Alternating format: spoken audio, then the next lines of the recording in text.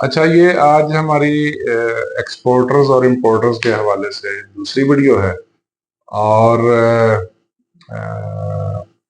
पहले मैंने shipping method, पहली जो वीडियो थी उसमें शिपिंग मेथड्स जो कि 4 हैं, और जो इंटरनेशनल ट्रेड टर्म्स है, इनको टर्म्स इनको कहते हैं, which are defined by international chamber of commerce, ठीक है, जो कि 11 हैं, वो बताया था। अब वो जो 11 इनको टर्म्स हैं, ठीक है, जैसे EXW है, FC है, CIP है, CIF है, वो असल में क्या बुलाए हैं, वो उनके एब्रीविएशंस क्या है, और वो क्या कहती हैं एक्चुअली, ठीक है, वो किस तरह बायर और सेलर की रिस्पॉन्सिबिलिटीज को डिफाइन करती हैं। तो आज ये दूसरी वीडियो है। मैंने चार्ट बना दिया है जो कि निहायत सेल्फ एक्सप्लेनेटरी है और बहुत आसान है, ताकि सुनने वालों को, देखने वालों को बड़े आसानी से समझ आ जाए। और ड्यूरिंग एक्सप्लेनेशन अगर समझ ना भी आए तो दोबारा वीडियो देखेंगे तो चार्ट पे जो ही नज़र दौड़ाएंगे तो ऑटोमेटिकली आपको समझ आ जाएगी, ठीक है। अच्छा, स्टार्ट करते हैं। अगेन मुख्तसर एक्सप्लेन करूंगा ताकि वीडियो लंबी ना होए, और द रीज़न इज के अटेंशन स्पैन लोगों का कम हो गया है, ठीक है।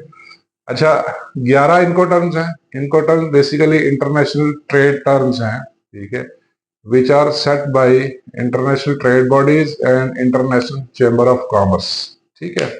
ये बेसिकली ये DOR है, basically it's distribution of responsibilities between seller and the buyer, ठीक है। यानी सेलर जिसने अपना माल, सामान, प्रोडक्ट फरोख्त करनी है, और ख़रीदार जिसने ख़रीदनी है, और इनके दरमियान जो टर्म्स हैं ट्रांसपोर्टेशन के, इंश्योरेंस के, वो किस तरह तय होने हैं, वो सर्टेन क्लासेस हैं, उन क्लासेस में क्या क्या रिस्पॉन्सिबिलिटीज आती है, ठीक है। अच्छा, टोटल 11 टर्म्स हैं। जैसे कि पहली है EXW, ठीक है। EXW stand for x works. X works यानी सेलर जो है अपना सामान बना के, तैयार करके, 100% पैक करके बायर को इन्फॉर्म करता है, ठीक है। बायर उसकी बुकिंग करवाता है through a carrier, through a shipping line, और बायर अपनी गाड़ी, अपनी ट्रांसपोर्ट भेजता है सेलर की फैक्ट्री एरिया में, यार्ड में, वेयर हाउस में। फिर वहां से ही सिलसिला स्टार्ट हो जाता है। इसमें मुख्तलिफ स्टेप्स हैं, जैसे लोडिंग ऑन ट्रक है, ठीक है, जहां से माल जाना है वहां की कस्टम डिक्लेरेशन यानी एक्सपोर्ट कस्टम डिक्लेरेशन है, और shifting two port of export, ठीक है, जहां से सामान शिफ्ट होना है, यानी एग्जांपल कराची है, जो भी आपकी पोर्ट ऑफ एक्सपोर्ट है, ठीक है। और पोर्ट, एक्सपोर्ट पोर्ट पे जो हैंडलिंग होनी है, लोडिंग है, अनलोडिंग है, ठीक है, दोबारा रीलोडिंग है, फिर शिप का या एयर जो ट्रेवल है, और उसमें जो इंश्योरेंस इन्वॉल्व है, फिर जब सामान वहाँ डेस्टिनेशन की पोर्ट पे पहुंचना है, पोर्ट ऑफ इंपोर्ट, वहाँ अनलोडिंग, ट्रक लोडिंग, ठीक है, और कस्टम क्लियरेंस की तरफ जाना, final custom clearance, import duty, tax वगैरह, और फिर आउट। ये टोटल रिस्पॉन्सिबिलिटीज हैं। 1 2 3 4 5 6 7 8 9 10 11 12 स्टेप्स की रिस्पॉन्सिबिलिटीज है। अभी आपको क्लियर हो जाएगा कि EXW एक्स वर्क्स में पहली 3 यानी 1 2 3 अप टू शिफ्टिंग, बल्कि ये EX वर्क्स में सारी की सारी रिस्पॉन्सिबिलिटीज बायर की हैं, ठीक है। यानी आपकी फैक्ट्री से, यार्ड से सामान उठा के अपनी डेस्टिनेशन पे लेके जाना, सारी रिस्पॉन्सिबिलिटी बायर की है, क्योंकि वो खुद बुकिंग करता है, शिपिंग लाइन की, DHL की, कैरियर की खुद बुकिंग करता है। खाली आपने सामान उसको दे देना है, उसकी टीम आएगी, उसका कैरियर, शिपिंग लाइन आपके पास खुद चल के आएंगे, ठीक है। दूसरा है FCA, ठीक है। FCA stands for free carrier, ठीक है। फ्री कैरियर में पहली जो 3 रिस्पॉन्सिबिलिटीज हैं वो सेलर की हैं, ठीक है। यानी shifting two port of export, seller seller seller, पहली 3 रिस्पॉन्सिबिलिटीज एफसीए में सेलर की हैं, बाकी सारी की सारी बायर की हैं। यानी आपने खाली पोर्ट ऑफ एक्सपोर्ट, जहाँ एग्जांपल कराची है या सियालकोट है, जो भी है, वहां तक आपने माल पहुंचा देना है, बाकी सारी जिम्मेदारी बायर की है। ठीक है। अगली है फ्री अलोंग साइड शिप। ठीक है। एफएएस, एफएएस में पहली जो 4 रिस्पॉन्सिबिलिटीज हैं वो सेलर की हैं। फ्री अलोंग साइड शिप में पहली 4 रिस्पॉन्सिबिलिटीज सेलर की हैं, यानी up two port of export तक हैंडलिंग जो है वो सेलर की है, बाकी सारी बायर की हैं। फ्री ऑन बोर्ड, ये जो टर्म है ना फ्री ऑन बोर्ड, ये अक्सर लोग इस्तेमाल करते हैं, एफओबी जिसको कहते हैं, फ्री ऑन बोर्ड, बड़ी कॉमन टर्म है। अक्सर ट्रेड वैसे इसमें की जाती है एफओबी, क्योंकि ये बायर और सेलर दोनों के लिए बड़ी कन्वीनियंट काउंट होती है। ठीक है। इसमें जो पहली 5 रिस्पॉन्सिबिलिटीज है 1 2 3 4 5, up to reloading of port of export, यानी आपने एग्जांपल एक्सपोर्ट पोर्ट टर्मिनल तक पहुंचा दिया, कस्टम क्लियरेंस भी होगी, सारा कुछ करवा दिया। ठीक है। ये सेलर की रिस्पॉन्सिबिलिटी है।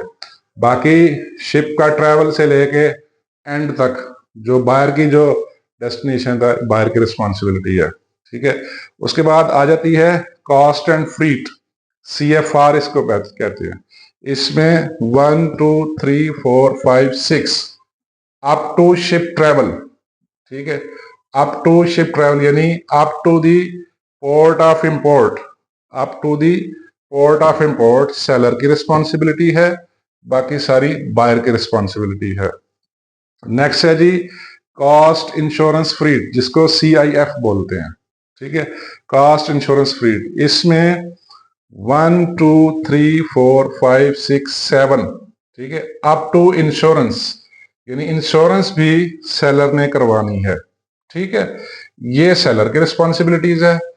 और पोर्ट ऑफ इंपोर्ट पे अनलोडिंग, ये मैंने एन लिखा है, एन मींस निगोशिएट, ये आपने उसके साथ अलहदा से तय करने हैं। यानी अगर बायर आपको कहता है आपने सामान CIF cost insurance free terms के तहत भेजना है, तो इसमें ये जो एक स्टेप है इसको निगोशिएट कर लीजिएगा, क्योंकि ये इन टर्म्स में डिफाइंड नहीं है। ये या वो अपनी रिस्पॉन्सिबिलिटी पे लेगा या आप अपनी रिस्पॉन्सिबिलिटीज पे लेंगे, बाकी सारी डिफाइंड है बायर की।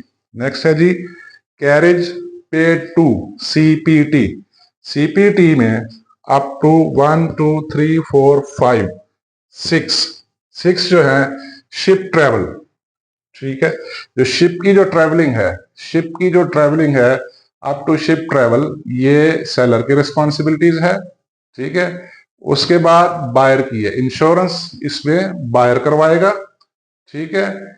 और unloading at port of import, वहां जब सामान उस पोर्ट पे पहुंचेगा ये आपने निगोशिएट करना है। अगेन इसमें मैंने एन लिखा है। फिर उसके बाद एक स्टेप ट्रक पे लोडिंग जो है ये सेलर की रिस्पॉन्सिबिलिटी है, बाकी तीनों बायर की रिस्पॉन्सिबिलिटी है। ठीक है। नेक्स्ट है जी कैरेज इंश्योरेंस पेड टू, जिसको CIP कहते हैं, carriage insurance paid to CIP। इसमें 1 2 3 4 5 6 7 स्टेप्स तक, यानी इंश्योरेंस तक। ठीक है। ये सेलर की रिस्पॉन्सिबिलिटीज है। उसके बाद 2 स्टेप निगोशिएट करने हैं, जो कि ट्रक लोडिंग है और पोर्ट ऑफ इंपोर्ट पे अनलोडिंग लोडिंग है। फिर एक रिस्पॉन्सिबिलिटी सेलर की है, कस्टम क्लियरेंस तक जो सामान पहुंचाना है। ठीक है। बाकी लास्ट 2 बायर की रिस्पॉन्सिबिलिटी है। ठीक है। नेक्स्ट है जी DAT।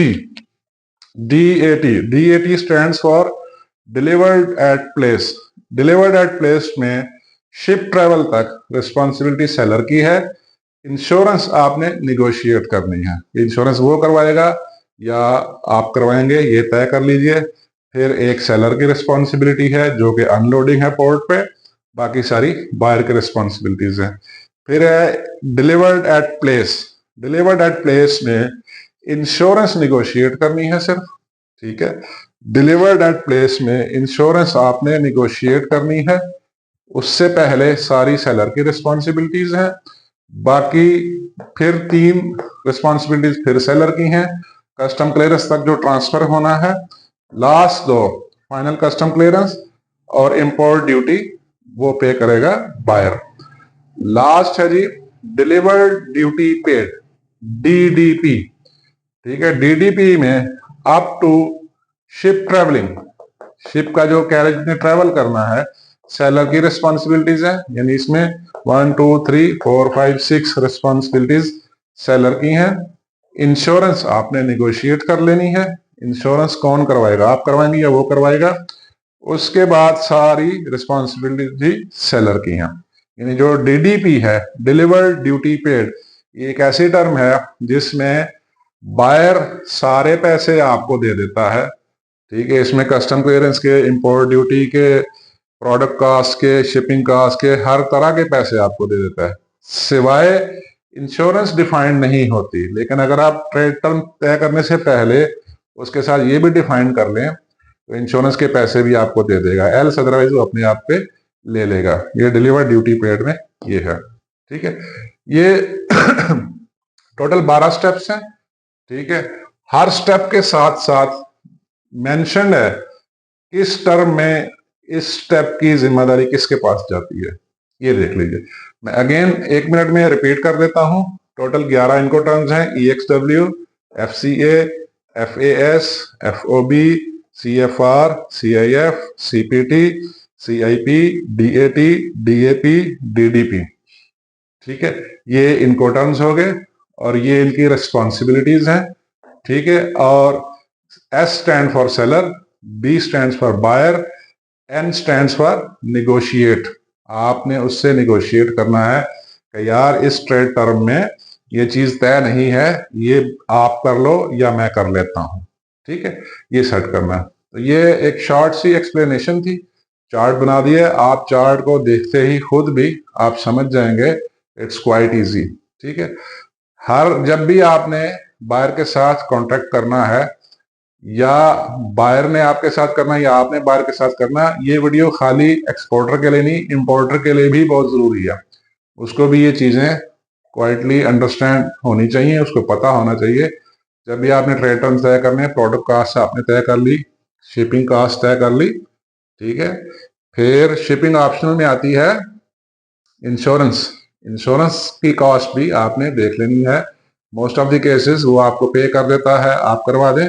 फिर उस हिसाब से आपने ट्रेड टर्म्स तय करके उसको कम्युनिकेट करना है, भाई ये ट्रेड टर्म्स तय होंगे, या EXW होगा, या FOB होगा, या DDP होगा, या CIF होगा, जो भी आप आपस में एग्री कर लेते हैं। तो ये DOR थी, डिस्ट्रीब्यूशन ऑफ रिस्पॉन्सिबिलिटीज, कि किस इनको टर्म में सेलर की क्या रिस्पॉन्सिबिलिटीज है और बायर की क्या रिस्पॉन्सिबिलिटीज है। याद रखिए, ये तमाम इनको टर्म्स और ये तमाम रिस्पॉन्सिबिलिटीज ये इंटरनेशनल चैम्बर ऑफ कॉमर्स ने डिफाइन की हुई हैं with the consent of international trade bodies. ठीक है, ये एक इंटरनेशनल एग्रीमेंट के तहत ये एक पैरामीटर सेट हैं, और यही अंदरूने मुल्क और बैरूने मुल्क हर जगह पे यही इस्तेमाल होते हैं, और यही पैरामीटर्स के तहत सारे डिसीजंस किए जाते हैं। ठीक है, बहुत शुक्रिया जनाब, थैंक यू वेरी मच।